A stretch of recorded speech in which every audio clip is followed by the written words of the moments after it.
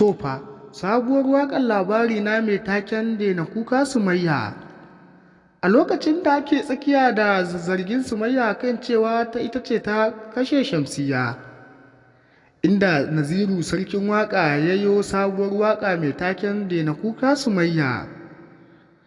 To mai saurare, idan kuna bin mu har ƙarshen bidiyon nan za ku ji yadda Naziru ya saki wannan waƙar, inda za mu sa muku waƙar za ku ji ta sai ku faɗa mana mene ra'ayinku a cikin waƙar. A cikin waƙar dai Naziru ke cewa daman mai haƙuri na tare da Allah, inda ya ƙara da cewa Sumayya ba ke ce kika kashe Shamsiyya ba. A cikin waƙar dai Naziru ya yi wasu maganganu har da cin mutuncin kilishi a cikin waƙar. Ku dai ku bi mu domin jin cikakkiyar waƙar, muna ɗauke da ita. Idan wannan ne farkon zuwanku sai ku danna mana subscribing sannan ku taɓa alamar ƙararrawa.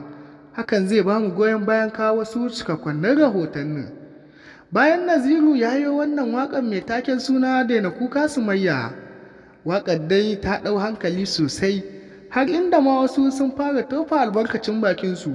To kuma in kun ji wannan waƙar za ku iya faɗa mana menene ra'ayinku game da wannan waƙar, sannan yaya waƙar ta muku? In ta yi daɗi ku faɗa mana, sannan sai ku tofa mana albarkacin bakinku da abin da kuke ɗauke da shi.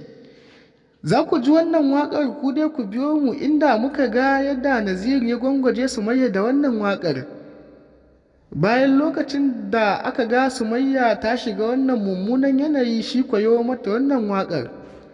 Bayan Abba Galadima ya ji wannan waƙar yake cewa, daman na san ba Sumayya ce ta aikata wannan kisan ba, kawai dai shari ne ake ƙoƙarin yi mata, amma kuma gashi mai martaba ya yi yunƙurin dole sai na rabu da matata.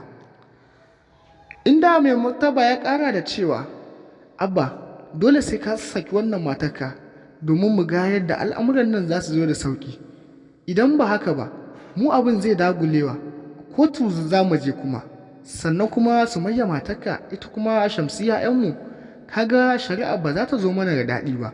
Dole ka yi haƙuri ka rabu da matarka. Hakan ya tayarwa da Galadima hankali kan yadda ya ji wannan batun. Amma kuma a cikin sabuwar waƙar mun ga inda Naziru yake cewa, Sumayya ko kin fito ba za ki rasa manemi ba. Duka dai Naziru ya faɗa ne. To in kuna biye da mu har ƙarshen bidiyon nan, za mu sa muku waƙar minti 2 zuwa minti 3 a ƙarshen bidiyon nan. Ku dai ku bi mu har ƙarshen bidiyon domin jin cikakkiyar waƙar. Bayan an kai mahaifiyar Sumayya asibiti, inda aka bayyana mahaifiyar Sumayya ta yanke jiki ta faɗi, an kai ta asibiti. A nan dai lokacin da raba gardama yake cewa ina zuwa, inda ya dakatar da Jamila a lokacin da Jamila ke faɗa mai yadda ta jiyo kilishi ita da Amira yadda suka yi.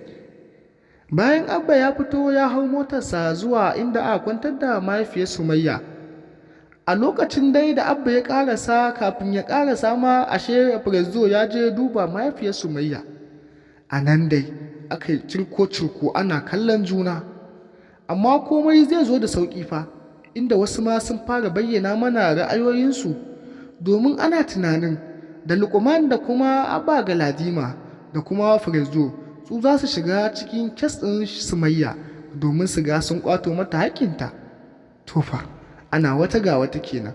Ku dai ku ƙara gyara zama, sannan ku danna subscribing idan wannan ne farkon zuwanku. Hakan shi zai ba mu goyon bayan kawo su cikakkonnin rahotannin.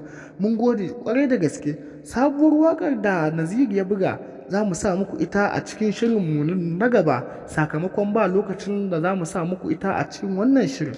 Mun gode ƙwarai da gaske.